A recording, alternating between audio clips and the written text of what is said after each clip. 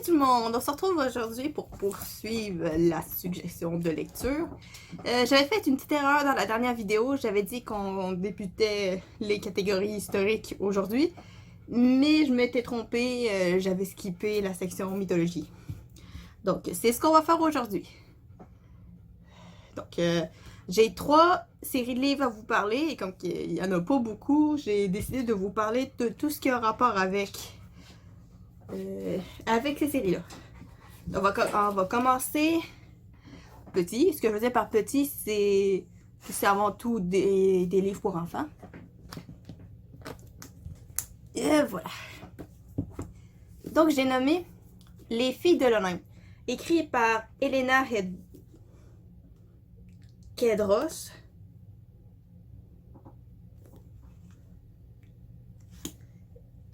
Je sais pas ça vient d'où. C'est peut-être américain ou français, je sais pas.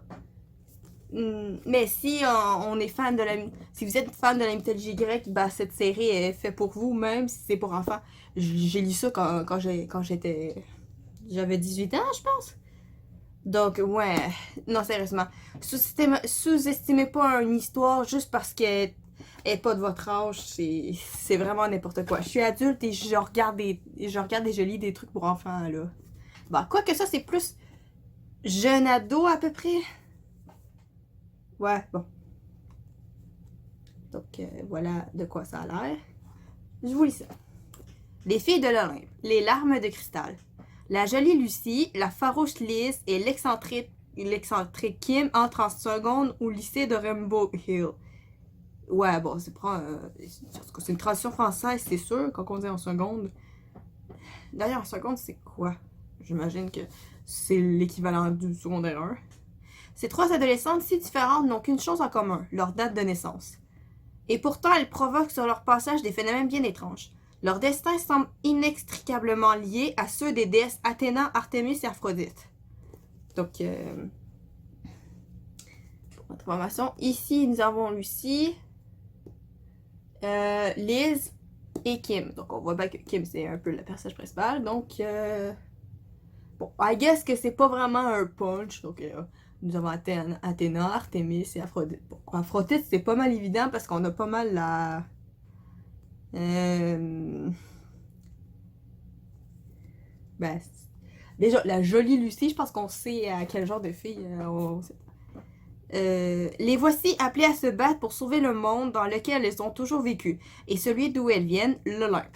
Donc c'est ça, c'est une petite histoire pour adolescents. Ah ouais, c'est ça.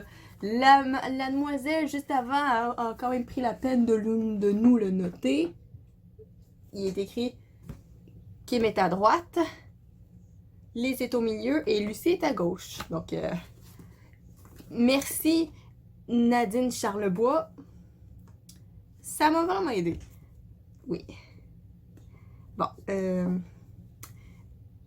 bon, c'est ça. Elle vit leur vie scolaire d'un bord et de l'autre, elle découvre que sont les réincarnations de 3 déesses grecques. Au moins, c'est intéressant de savoir qu'elles sont toutes...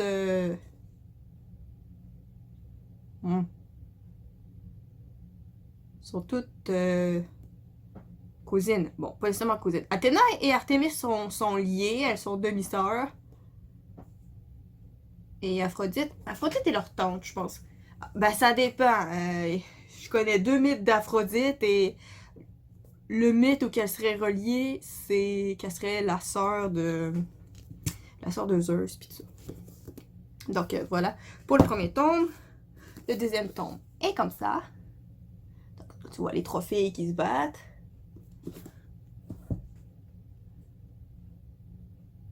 Et Athéna a un pouvoir s'éclaire. Bon, c'est vrai que dans un sens, c'est la fille de Zeus. Bon, le tome 3. Et finalement, le tome 4, qui est toujours en cours de lecture.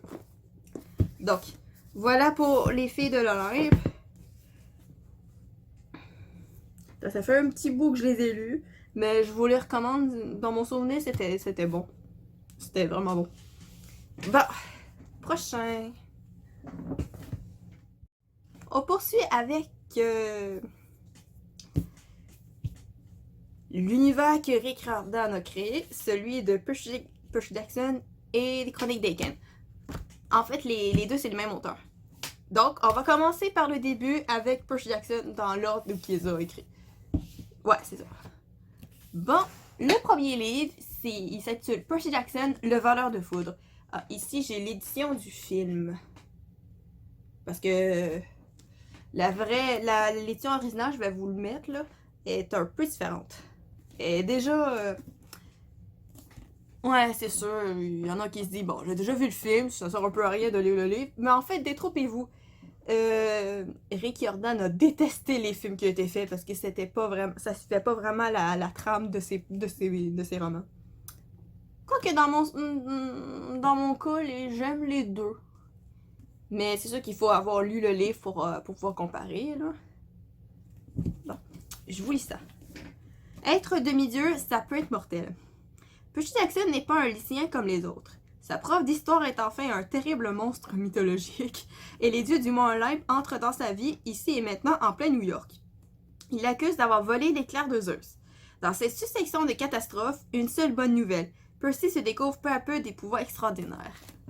Ah ouais, il se rend compte que c'est pas mal cool d'être demi-dieu. Donc, ouais. C'est édition Albert Michel et... Ouais, je sais pas c'est quoi la maison d'édition. Ah, c'est ça, c'est Pocket Junior. Bon. Et c'est, comme j'ai dit, écrit par Rick Riordan. Ah, ben voilà! J'ai dit que j'allais vous le laisser, mais je savais pas que la page couverture était en dessous. Ah ben, voici la véritable image. Donc, j'imagine que c'est le cas aussi pour le 2. Oh, mais ça...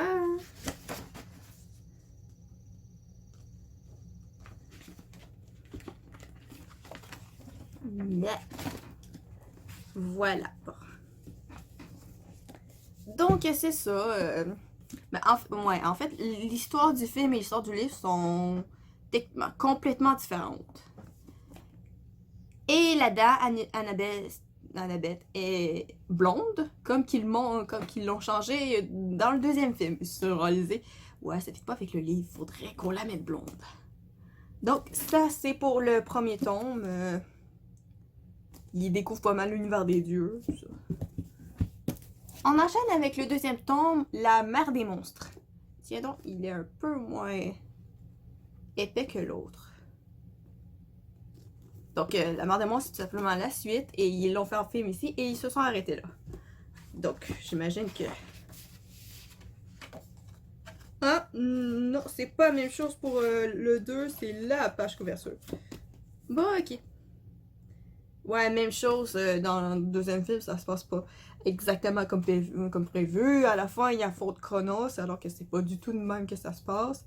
Ouais, il y a aussi le truc avec Selena puis Charles qui s'appelle, je pense, pas en tout cas, le fils des Phaistos puis la fille de la fille d'Aphrodite. Bah, dans le film, ils ont mis directement avec Luc, sans se poser des questions, sans vraiment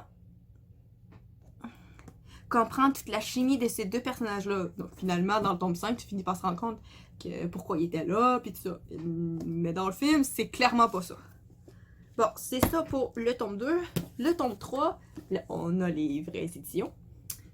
Percy Jackson, le sort du Titan, où que là-dedans, il raconte la déesse Artémis et sa brigade... Ah, et ses chasseresses. Chasseresses, c'est ça. Donc ça, c'est la suite du 2. La première saison a 5 tomes. Lui, c'est le 4e avec la bataille du labyrinthe, avec le fameux labyrinthe de Dédale. Ouais, Annabeth, elle trouve l'article de Dédale, c'est cool. Ça. Et le dernier livre de la première saison, Le Dernier Olympien, que c'est pas mal la bataille finale avec Chronos, puis tout ça. Donc ça, c'est pour la première saison. On va mettre ça en place. J'ai aussi des BD. En anglais, malheureusement. Pour vous montrer un peu c'est quoi la technologie, là, je veux dire, la qualité. Ouais, ça se résume à ça. Je sais pas si vous voyez, mais ouais, bon. Et c'est en anglais. Je vais vous montrer Percy et Annabeth, si je peux vous les trouver. Ah ben. Voilà, c'est ça, ici. Ah, le fameux taureau. Oui. Donc, bah, déjà, ça montre pas mal ceux qui... les principaux personnages. On a Annabeth ici, on a... Merde, comment il s'appelle? Son demi-frère, là. Excusez-moi, j'ai complètement oublié comment il s'appelle son frère. Son demi-frère.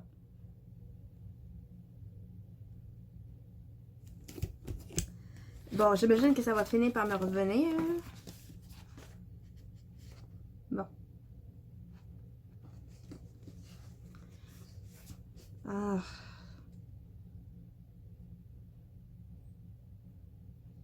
Bon. Malheureusement, je le trouve pas, mais c'est bizarre, on voit pas Grover. Ah, tu vois Percy ici, là.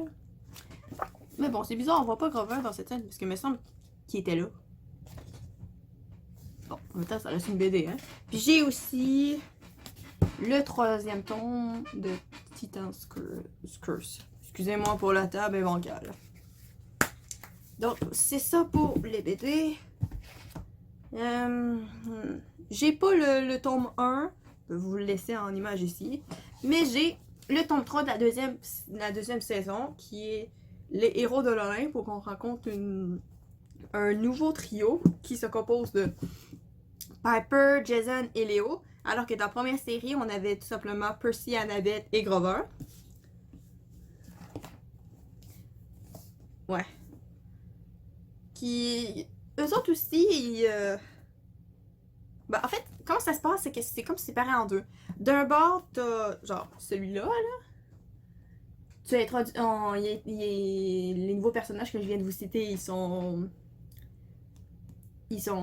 introduits ici. Le 2 ici, c'est on suit maintenant Percy Jackson qui se retrouve dans le camp des Romains et qui rencontre de nouveaux personnages, Hazel et Frank.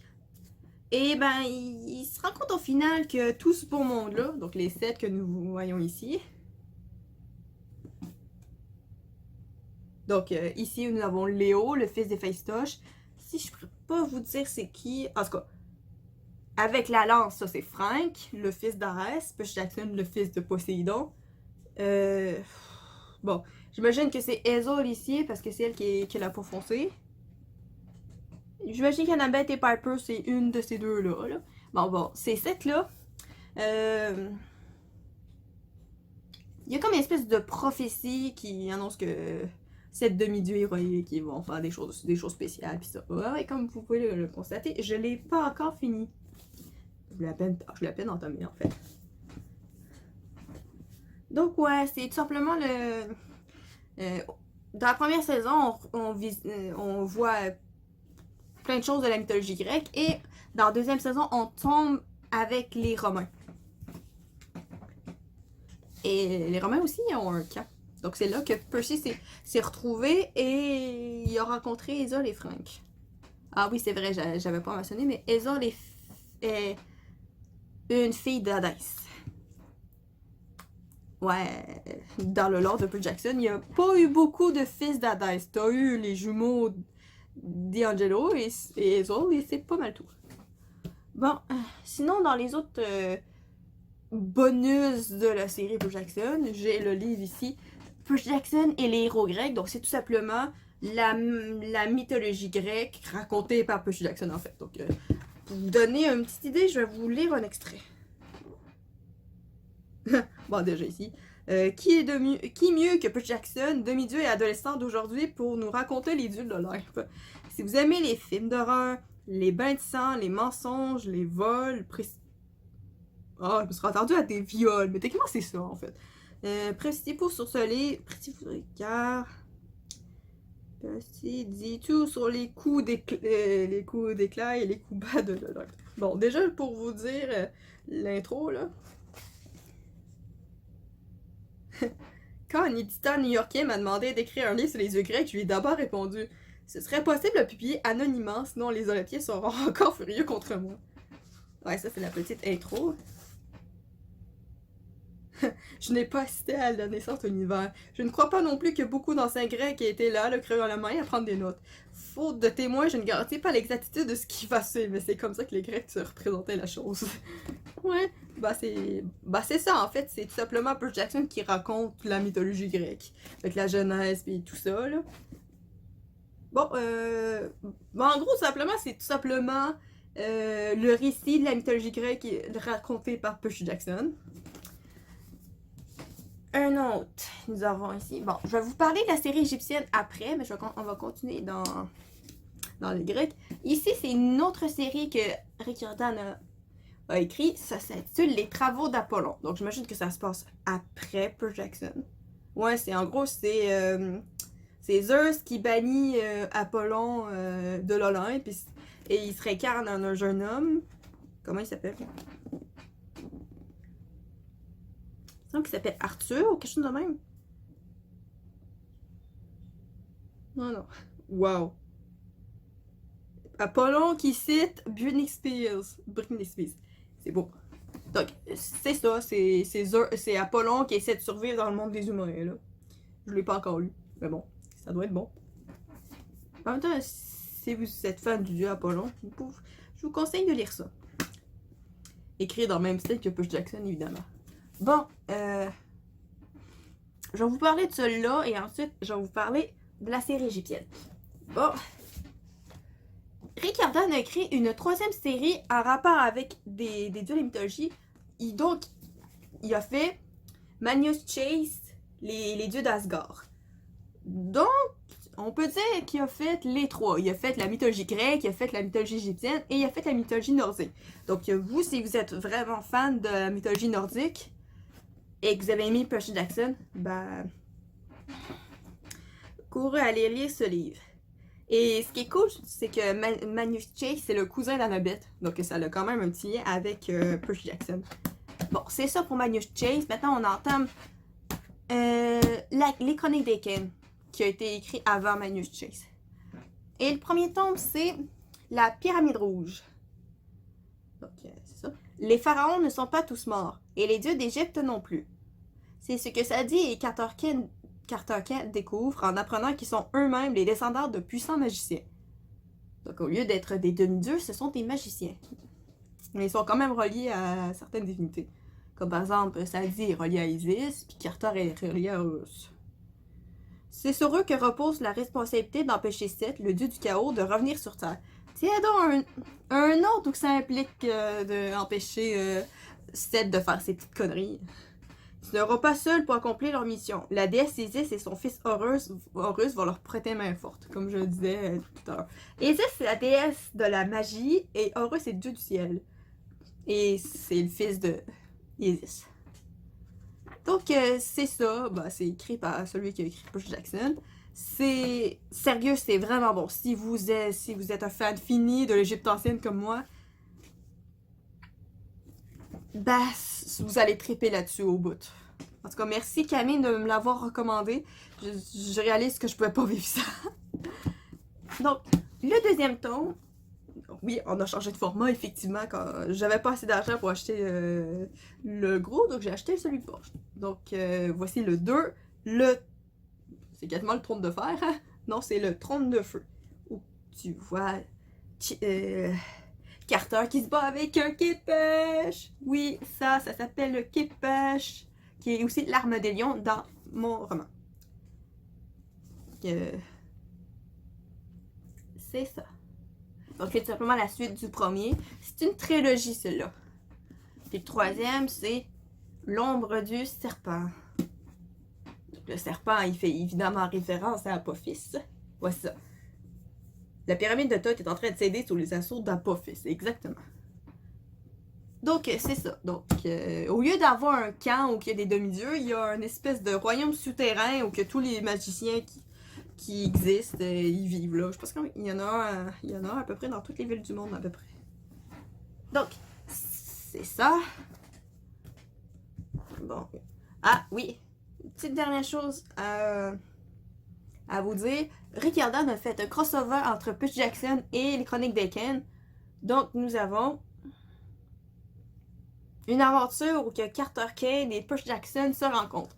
Il y a aussi un autre petit livre qui raconte la rencontre de Annabeth puis Sadie, où qu'on parle du dieu... comment il s'appelle déjà? Le dieu que les Grecs et les Égyptiens ont en commun. Sarapis, c'est ça. Malheureusement, il est uniquement en anglais, celui-là. Oui, je pense qu'il est... Je crois que j'avais le livre. Ben, je veux dire, il y avait aussi le livre qui raconte quand le personnage d'Annabeth est introduit pour la première fois, quand elle est toute petite. Quand Talia, Luc et elle, ils font le voyage pour se rendre au camp des Sans-Mêlés. Camille, si tu écoutes cette vidéo, c'est probablement toi qui as ce livre. Et ben, malheureusement, ce livre est uniquement en anglais. Et il y a aussi celui-là dans ce petit livre-là. Donc, en gros, simplement, c'est juste Percy et Carter qui se croisent pas loin de Little Island. Long Island, je pense. Ouais. Ah, c'est chou. Il explique derrière que c'était ses fans qui lui ont demandé. Donc, il s'intitule Le fils de Sobek. Sobek, c'est le dieu égyptien des crocodiles. Et ben, je me semble, à un moment donné,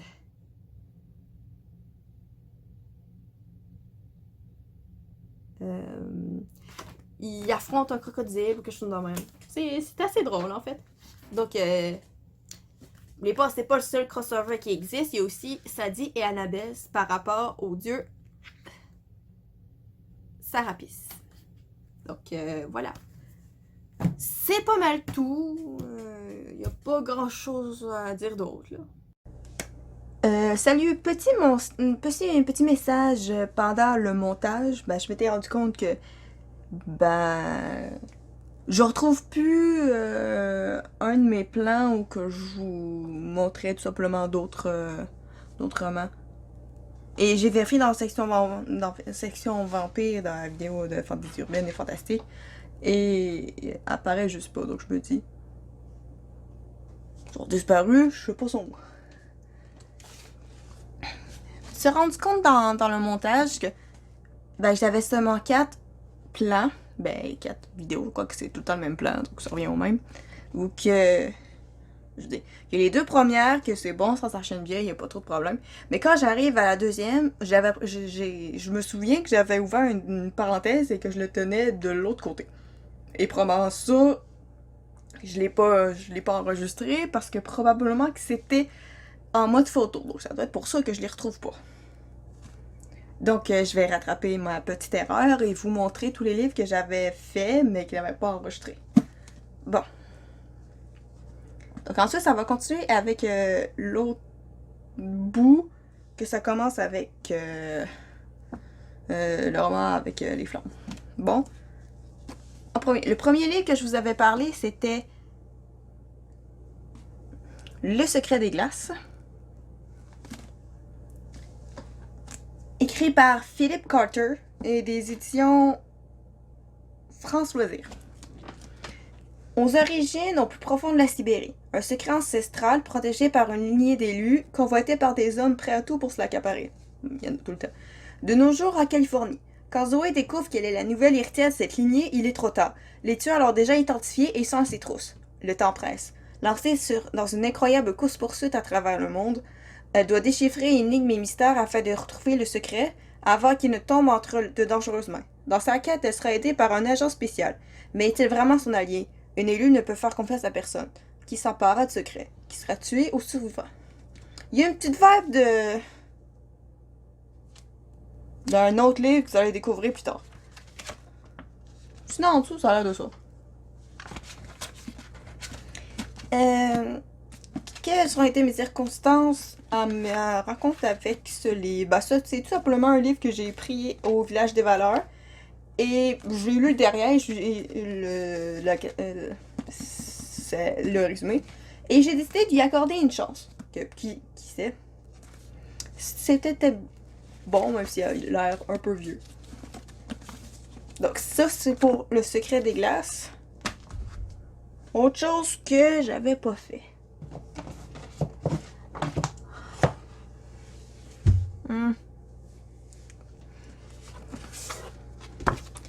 Celle-là, je peux bien. Qui sait, peut-être que le synopsis va plaire, comme je dis. Sylvania, l'énigme du gardien. Il y a maintenant plus de 2300 ans, 3 grands peuples de Sylvania, les nains, les elfes et les humains, s'affrontent pour délimiter les frontières de leur territoire dans le monde intérieur. Ça me fait penser un peu au Hobbit. Une quatrième peuplade vit le jour, beaucoup plus tard, alors que des humains et des elfes s'unirent. C'est ainsi que naquirent les demi-elfes, les semi-elfes, méprisés des humains et ignorés des elfes. Afin de rallier les différentes populations et dans le but de renforcer les alliances, le roi des humains, Gervan, ainsi que Morganor, descendant des premiers elfes, décident d'unir par les liens du mariage leurs enfants respectifs, Andrek et Célébrine. Mais le prince Andrek désira d'abord enrayer le fléau qui s'abat sur Sylvania. Il découvra alors, aux côtés de son ami Arik et Isgrim, l'ensorceleur, les nombreux personnages qui peuplent les forêts tout autour du tilleul de la grande feuille et fera la rencontre du gardien des lieux. Mais tout n'est pas ce qui semble être là-bas comme ailleurs. C'est écrit par Annie Minier. Des éditions Ario Fantastique. Oh! C'est un livre québécois. Je lis dans la description de l'auteur qu'elle vient du Lac-Saint-Jean, qui est une région au Québec. Bon. Ah, pour cela. Autre chose. Ah oui.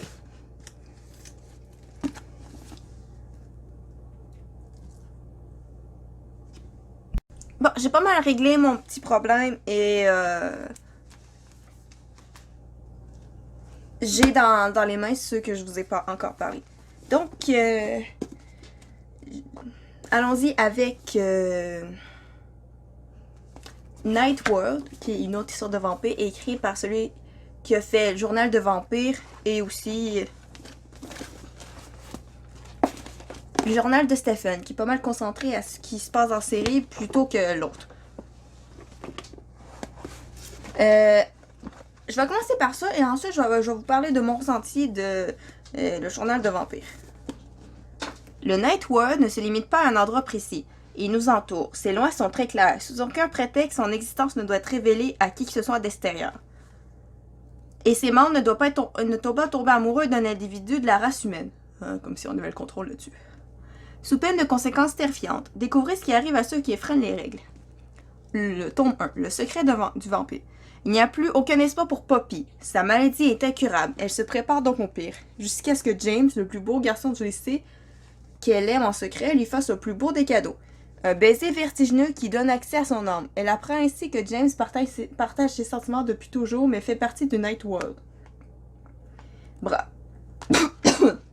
Pardon. Bravant les interdits de son monde, le jeune homme propose à Poppy de le suivre jusqu'à la mort et même au-delà. Mais il lui faudra pour cela devenir un vampire. Jamais il n'a été aussi dangereux d'aimer. Donc le rose c'est le tome 1. Celle-là, c'est le tome 2. Et lui, c'est le tome 3. Comme peut le témoigner le petit signé ici, j'ai commencé à le lire. Et de ce que j'en ai lu, c'est bon quand même. Toujours du même auteur, il s'agit de Prémonition. Bon, c'est du même auteur. En fait, c'est une trilogie dans un seul et même ligne, comme vous pouvez le voir ici. 1,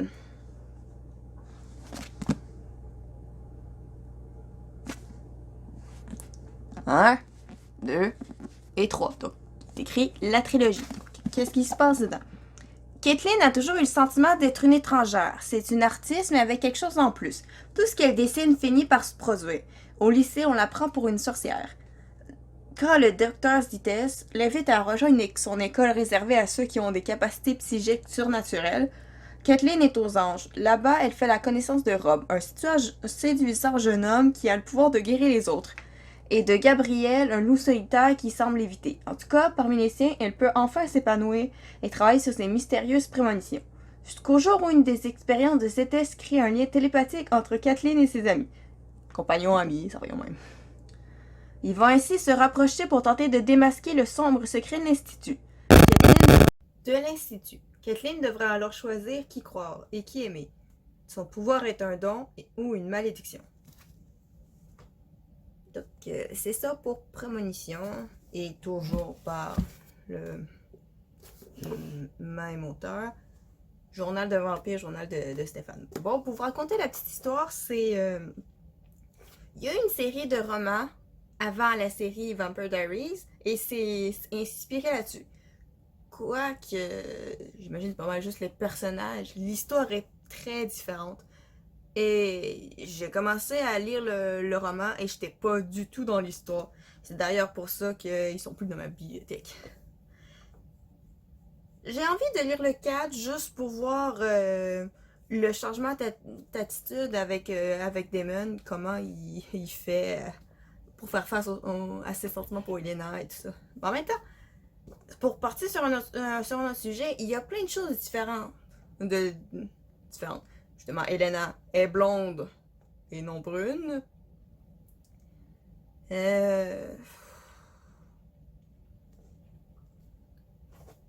Bonnie est rousse et blanche. La troisième fille de leur trio, bah c'est pas Caroline. Elle s'appelle Meredith. Et elle a quelque sorte une romance avec Alaric. Ce qui est un peu bizarre parce qu'Alaric a une romance avec son étudiante, c'est un peu dégueulasse. Et bah. Et c'est impliqué que Caroline, c'est un peu la bitch de l'histoire. Quoique je me souviens plus c'est qui la bitch dans la série télé. Mais moi, je vous recommande à 100% la série télé. Ou sinon, si vous avez lu la série, le journal de la série littéraire, le journal de vampire, ou que vous avez aimé ça, dites-moi là en commentaire.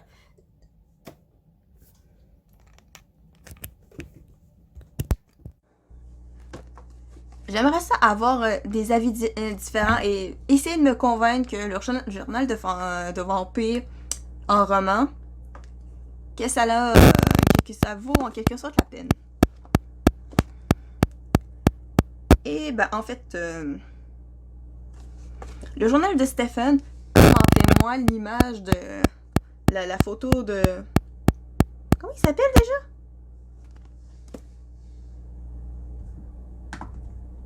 Je dis, je vais le chercher sur mon téléphone, mais mon téléphone, il me sert de caméra, donc ça va un peu mal.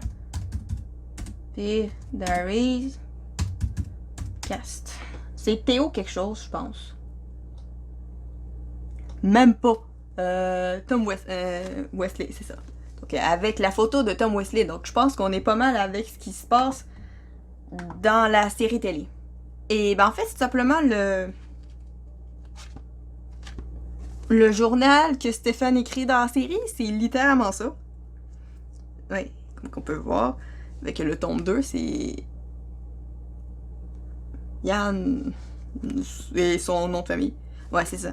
Retrouvez le trio emblématique de Journal de Vampire dans la nouvelle trilogie de L.A. Smith, écrite en collaboration avec les scénaristes de la série TV Vampire Diaries. Vous voyez, c'est ça. Alors, j'imagine qu'on va avoir Nina Dobes pour... désolé si j'ai massacré son nom. Pour le 3e tome. Qui va représenter Catherine. Ou Elena, je sais pas. Faudrait que je le trouve. Maintenant, déjà, la ville change. Parce que dans le premier... dans l'autre série, c'est... Nightchurch. En tout cas, elle a un autre nom. Dans la série télé, la ville s'appelle Mystic Falls. Mais pas dans le livre. Ouais, il y a plein de choses qui diffèrent aussi. Déjà, Dans série télé, c'est quoi qui explique l'éloignement de Stephen et pour rapprocher Elena et Damon? Ben, c'est facile. Klaus, il arrive dans le coin, J'ai le mot en anglais, mais pas en français. Il comprend... Par déjà moi avec ma prononciation légendaire. Suggestion. Il a utilisé son pouvoir de suggestion sur Stephen pour lui enlever son humanité. Et comme ça, il s'en va. Il s'en va faire des conneries avec Klaus parce que monsieur s'ennuie de son meilleur ami. Et ça permet, en quelque sorte, une première étape pour le rapprochement entre Elena et Damon. Mais non. Dans série littéraire, vous savez qu'est-ce qu'il fait? Stephen est kidnappé et emmené dans le monde des ombres. Déjà, il sort d'où ce monde-là? On le voit même pas dans la série. Donc, quand même, vous l'êtes, même si la plupart, vous avez probablement déjà vu la série, donc vous savez pas mal ce qui se passe. Mystic Falls, 1864. Stephen Salvatore se résume... Ou Salvatore, en français, c'est comme ça qu'il dit. Se résigne difficilement à épouser Rosaline. Quel poids pourrait avoir un mariage forcé face à la passion que suscite la mystérieuse Catherine? Même son frère Damon semble prêt à lui succomber. Peu à peu, un triangle amoureux d'une dangereuse sensualité se dessine. À l'abri des attaques mortelles qui se multiplient dans la région. Mais l'étau de ces crimes sanglants se resserre et bientôt Stephen est directement touché. Ça donne quasiment envie de réécouter la série. Ah. Et la maison d'édition, c'est Black Moon. Qui est ici.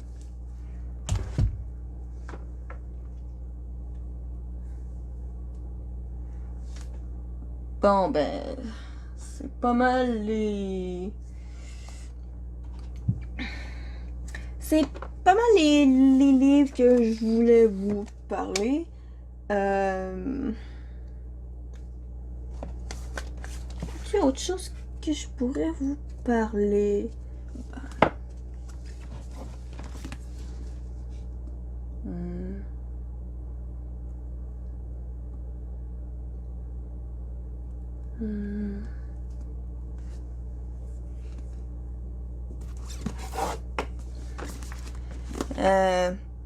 Fablehaven.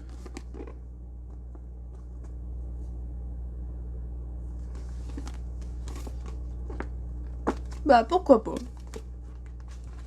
Ça pourrait être bon. En tout cas, c'est pour ça que je l'ai pris. Mon exemplaire est un petit peu sucré. Depuis des siècles, les créatures fantastiques les plus extraordinaires se cachent dans un refuge secret à l'abri du monde moderne. Ce sanctuaire s'appelle Fablehaven. C'est donc une fantaisie urbaine, ça. Ou ça serait plutôt fantastique, ça va dépendre comment les créatures sont perçues. Kendra et Seth ignorent tout de ce lieu magique. Je viens de répondre à ma question sans même m'en rendre compte. Magie. Magique, oui. Dont leur grand-père est pourtant le gardien. Un jour, ils découvrent l'incroyable vérité. La forêt qui les entoure est peuplée d'êtres faibles, fées, géants, sorcières, monstres, ogres, satyres, naïades. Ok, on est clairement dans la fantaisie urbaine, là. Aujourd'hui, l'avenir de Fablehaven est menacé par l'avènement de puissances maléfiques. Ainsi commence le combat des deux enfants contre le mal pour protéger Fablehaven de la destruction, sauver leur famille et rester en vie.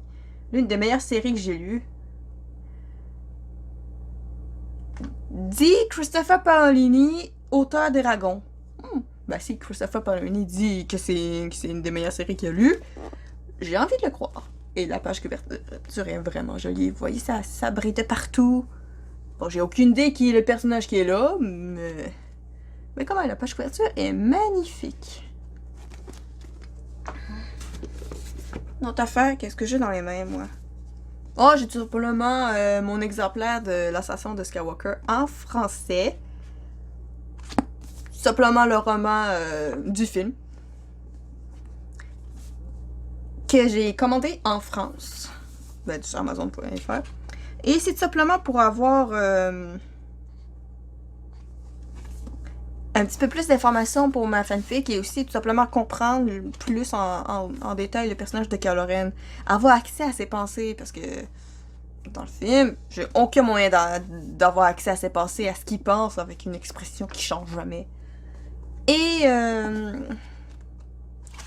c'est pas le seul. Tous les épisodes de la saga Skywalker ont un livre qui est semblable. Que c'est.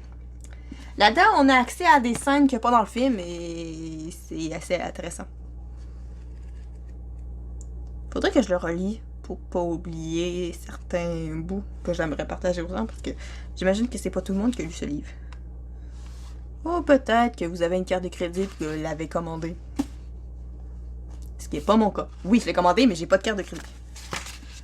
Oh, c'est joli ça. Ah, ça aussi. Ouais, comme j'ai dit, t'as la menace fantôme, l'attaque des clones, la revanche des Sith. Dont le 3 a beaucoup de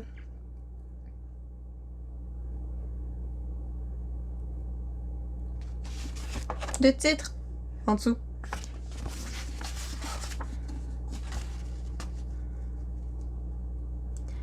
Et les 6 autres.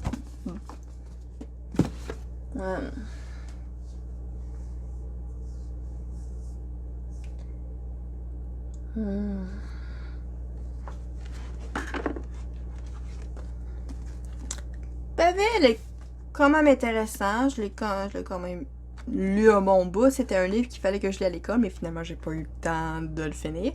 Ce que j'en avais.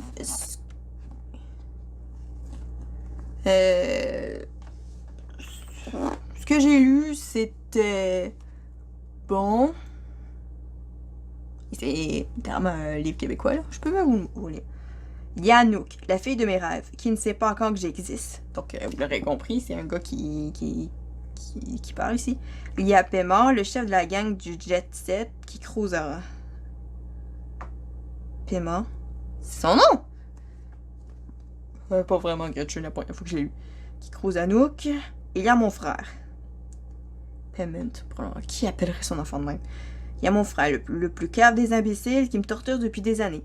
Et il y a Pavel, mystérieux russe de 16 ans qui vient de débarquer au collège. Et il y a moi. Je m'appelle Martin et tous ces gens vont bouleverser ma petite vie plate.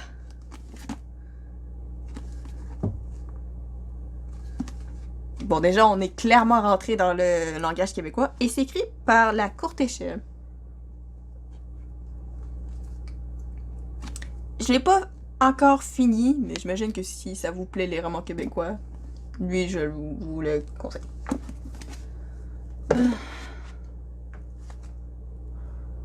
C'est pas mal tout. Ça. Oui, j'ai aussi des livres de Nora Roberts et ça. Bon, c'est pas grave. Bon, ça c'est quoi? Bon, déjà, jolie page couverture. Iona Sheehan ne s'est jamais sentie à sa place en Amérique. Où a-t-elle tout quitté pour venir en Irlande faire la connaissance de ses cousins Branagh et Connor O'Dwyer. Tous trois sont les héritiers de Sorcha, une magicienne du Moyen-Âge dotée d'un immense pouvoir. Iona a depuis toujours une connexion très particulière avec les chevaux et à peine arrivée, elle se fait embaucher dans un centre d'équestre dirigé par Boy Grant qui a le charme et les manières et revêches d'un cow-boy et d'un boxeur. Tout pour séduire cette jeune femme qui n'a pas froid aux yeux. Mais les retrouvailles avec ses racines comportent des risques qu'elle n'a pas mesurés. Dans le pays de légende et de magie qu'est l'Irlande, il faut être un peu sorcière pour vaincre les mauvais augures et faire triompher l'amour. En même temps, c'est pas étonnant. Noah Roberts, c'est toujours avec de la romance. Qui est pas pire. C'est un autre de Nora Roberts que j'ai lu et ça me donne vraiment envie de lire la suite si jamais j'avais la possibilité d'avoir une carte de crédit et acheter la suite sur Amazon.fr. C'est drôle quand même. J'ai rien contre les livres en français, au contraire, je veux en lire plus. J'étais accessible sur Amazon.fr. Mais bon. Limite, faudrait que j'aille en France pour aller les acheter moi-même. Ben ça, c'est une princesse qui perd la mémoire et... Ben c'est le fun parce que... Ben, ah oui, et elle est en danger, elle a été kidnappée, ces affaires-là. Ouais, je peux vous lire. Qui suis-je vraiment? Se demandait la jeune femme. On lui avait dit qu'elle s'appelait Gabriella, qu'elle était princesse de la principauté de Cordina et qu'elle était l'aînée des enfants du prince Armand, mais elle ne s'en souvenait de rien. Elle ne se souvenait de rien. Elle avait été enlevée et depuis qu'elle avait échappé à ses ravisseurs, elle savait qu'elle et sa famille étaient menacées de grands dangers. Elle en faisait des cauchemars pendant la nuit. C'est d'ailleurs pour la protéger que son père avait engagé Reeve McGee comme garde du corps. Cet Américain l'attirait indéniablement, mais Gabrielle avait bien trop soif de liberté et d'indépendance pour se laisser emprisonner dans les filets de la tentation. Elle devrait retrouver qui elle était. Elle devait retrouver qui elle était. Donc, ouais, qu'est-ce que j'aime bien là-dedans, c'est que c'est écrit à la première personne, genre que c'est Gabriella qui raconte l'histoire, mais t'as vraiment cette sensation de qu'elle se souvient absolument de rien, donc c'est une narration de la première personne, mais qui se souvient pas du tout qui elle est. Et moi, je trouve ça fascinant, parce que des fois, tu peux avoir une narration, mais qui sait absolument tout ce qui se passe. Mais là, la première personne, et elle se souvient pas de qui elle est, moi, je trouve. Parce que moi, ça me fascine. Sinon, il y a un bal à suite que j'aimerais lire aussi. J'en ai un autre de Nora Roberts, que j'ai jamais lu, que c'est un mystère, qu'il suffit de savoir pourquoi la personne est morte et tout ça. Bah... J'ai aussi 2 autres livres en route. Le premier, je suis en train de le lire. Je vais... Bon, vous savez quoi? Je vais vous en parler dans ma dernière vidéo. J'en parle. Je dis que je vais faire une update lecture et tout ça. Bon, ben... Je laisse la parole au mois du passé. On se retrouve sur ce format-là. Bon, affligée depuis sa naissance d'un don étrange et puissant, elle a passé sa vie à tenter de maîtriser ce pouvoir exceptionnel. Une faute commise en toute innocence, mais aux conséquences irréversibles, a provoqué la ruine de sa famille et la contrainte à épouser le lord le plus abominable de Londres. Lorsque les flammes jaillissent, elles brûlent à jamais. Lord Benjamin Archer n'est pas un homme ordinaire. Condamné à dissimuler son visage défiguré sous un masque, Archer sait fort bien qu'il est égoïste de sa part d'épouser Miranda. Pourtant, il ne peut faire fi de son attirance pour cette magnifique jeune femme à la chevelure flamboyante qui, en le touchant de la main, a éveillé en lui une passion qu'il n'avait jamais éprouvée. Lorsqu'on l'accuse d'avoir commis une série de meurtres horribles, Archer donne libre cours à la nature bestiale qu'il a tenté de toutes ses forces de réprimer. Mais la malédiction qui pèse sur lui est incontournable. Pour sauver l'âme d'Archer, Miranda devra s'introduire dans un monde dominé par la sorcellerie et des intrigues encore plus dangereuses, car elle seule connaît l'homme qui se cache derrière le masque. Donc, voilà pour celui-là. Et ça, c'est... Ça, au niveau des sorcières de Salem. En une seule soirée, elle apprendra... Oh non, ici. Megan Freeman ignore tout de l'inconnu qui se trouve devant chez elle. L'idée ne l'effleure même pas que dès le moment où elle lui ouvrira, tout ce qu'elle a connu jusqu'ici et ce qu'elle avait envisagé pour son avenir n'auront plus rien à voir avec ce qui l'entraînera vers son destin. Un destin qu'on lui avait caché. En une seule soirée, elle apprendra de la bouche d'un parfait inconnu qu'elle a été adoptée à la naissance et que ses ancêtres, dont le dernier membre vient de rendre l'âme, sont issus d'une lignée de sorcières. Bon, déjà, si on t'annonce ça, ben tabarnouche. Avec son amie Noémie, elle s'envolera pour Salem pour la lecture d'un testament dont les exigences sont toutes reliées à une seule. Pour s'en prévaloir, elle doit habiter la demeure de sa grand-mère pendant 1 an, sinon elle perd tout. Mais quand elle décide de tenter sa chance, plus rien ne la retient chez elle. Elle devra bientôt lutter contre les préjugés et la malveillance des citoyens de Salem à son égard, ceux-ci étant assurés qu'elle possède les mêmes dons que ses prédécesseurs. Elle découvrira alors l'entrée de la cave où les secrets de ses ancêtres ont été préservés depuis des générations. Choisira-t-elle d'ignorer ses racines ou de les faire siennes? Donc voilà, l'héritière de Salem. Puis, de tout mon sang. Un autre roman de vampire, de tout mon sang, de Amanda Hawkins. Okay. Alice Bohat, 17 ans, semble perdre toute emprise sur sa vie après sa rencontre avec Jack. Ce dernier, qui affectionne les espadrilles roses de Mark Converse et la musique New Wave, est différent de toutes les autres personnes qu'elle n'a jamais rencontrées. Puis elle fait la connaissance du frère de Jack, Peter. Son regard la transperce et elle parvient à peine à respirer quand il est près d'elle. Bien qu'il ne puisse supporter le simple fait de la voir, elle est tout de même attirée par lui. Tomber amoureuse de deux hommes très différents n'est cependant pas le pire de ses problèmes. Jack et Peter sont des vampires et Alice se retrouve coincée entre l'amour et son propre sang. Et voilà. Donc, voilà. Je sais pas si c'est une trilogie ou non. C'est livre individuel que j'ai trouvé au Village des Valeurs. Parce que je me dis, pour pouvoir laisser la chance à d'autres histoires de se faire connaître. Et voilà, le dernier livre de cette parenthèse. Les couleurs d'Auralia. Je sais pas, ça pourrait en intéresser certains. Je l'ai pas encore lu, mais si je l'ai acheté, c'est parce qu'il m'intéressait. Bébé, elle fut sauvée par des voleurs. Jeune, elle possède un don dangereux. Convoquée devant le roi, elle pourrait faire tomber le royaume. Quand des voleurs trouvent une enfant abandonnée, allongée dans l'empreinte d'un monstre, ils ne savent pas que leur découverte au cœur de la nature changera le cours de l'histoire. Enveloppée de mystère, Auralia grandit parmi des criminels à l'extérieur des murs de la maison à Basgard, où des hommes bêtes malveillants sont tapis dans l'ombre. Elle y fait la découverte d'un don troublant, interdit, pour fabriquer des couleurs qui enchantent tous ceux qui les contemplent, y compris le roi insensible d'Abasgard. Un magicien banni et un prince qui garde des secrets dangereux. Le don d'Auralia ouvre les portes pour aller du palais au donjon, plantant le décor pour un changement violent et miraculeux dans les grandes maisons de l'étendue. Le livre Les couleurs d'Auralia entrelace la fiction classique avec une prose poétique, une intrigue pleine de suspense, de l'action provoquant des montées d'adrénaline et des personnages imprévisibles qui captiveront sûrement les imaginations ambitieuses. Comme moi, en fait. Donc voilà, je l'ai jamais lu, mais si juste avec le résumé ça vous intéresse, je vous conseille de lire. Bah, je sais pas, juste trouvez-vous un livre qui va vous plaire et qui va vous faire passer un excellent moment. Bon, voilà, c'est la fin de cette parenthèse. Ce qui conclut cette vidéo, j'espère que vous aurez apprécié, surtout qu'on a parlé quand même du lourd avec la mythologie, hein, qui devrait plaire à un grand nombre que ceux que j'ai mentionnés avant. Mais bon, j'espère que ça va bien. Vous avez noté quelques titres de livres sur une petite feuille, là.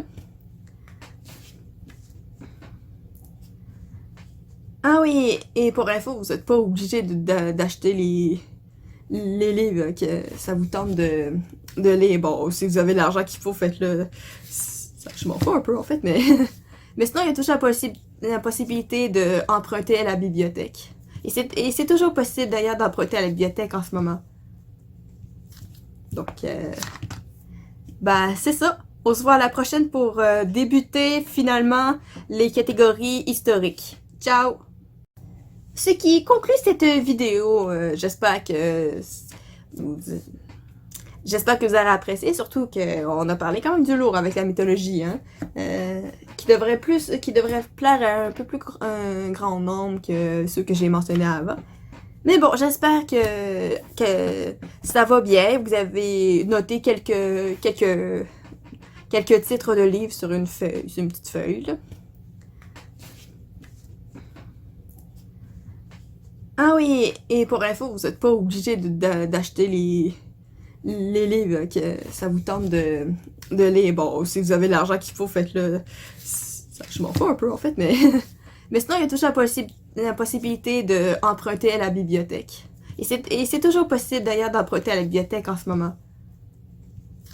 Donc, bah, c'est ça. On se voit à la prochaine pour débuter, finalement, les catégories historiques. Ciao!